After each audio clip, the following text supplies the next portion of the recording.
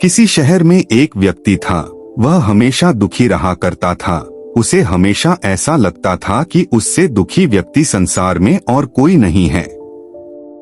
जब भी कोई उससे बात करता तो वह अपनी समस्याओं का बखान करने लगता। थोड़ी देर में साथ वाला व्यक्ति उठकर चला जाता। इस बात से तो वह और परेशान हो जाता कि उसकी बात कोई सुनने वाला नहीं है। एक दिन उसे पता चला कि शहर में कोई महात्मा आया है जिनके पास सभी समस्याओं का समाधान है। यह जानकर वह महात्मा के पास पहुंचा। उस महात्मा के साथ हमेशा एक काफिला चला करता था जिसमें कई ऊंट भी थे। महात्मा के पास पहुंचकर उस व्यक्ति ने कहा, गुरुजी, मैंने आपका बड़ा नाम सुना है कि आप सभी समस्याओं का समाधान करते हैं।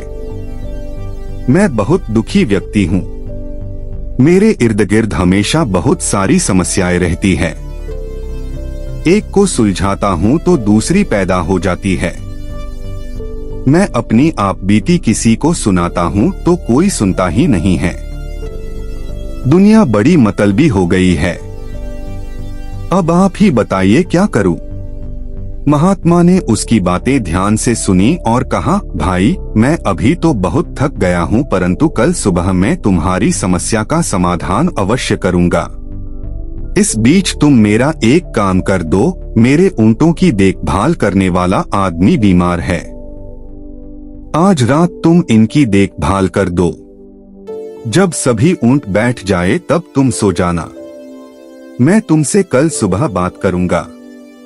अगले दिन महात्मा ने उस आदमी को बुलाया। उसकी आंखें लाल थी।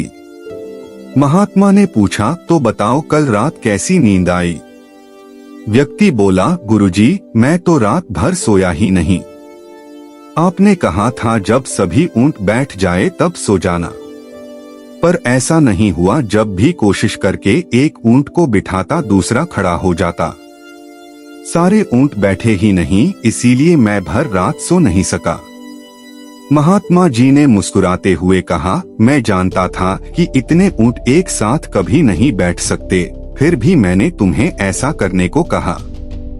यह सुनकर व्यक्ति क्रोधित होकर बोला, महात्मा जी, मैं आपसे हल मांगने आया था पर आपने भी मुझे परेशान कर दिया। महात्मा बोले, नहीं भाई, दरअसल यह तुम्हारे समस्या का समाधान है। संसार के किसी भी व्यक्ति की समस्या इन ऊंटों की तरह ही है। एक खत्म होगी तो दूसरी खड़ी हो जाएगी। आप सभी समस्याओं के खत्म होने का इंतजार करोगे तो कभी भी चैन से नहीं जी पाओगे। समस्याएं तो जीवन का ही अंग है।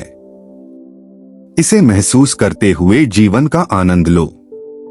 जीवन में सहज रहने का यही एक उपाय है।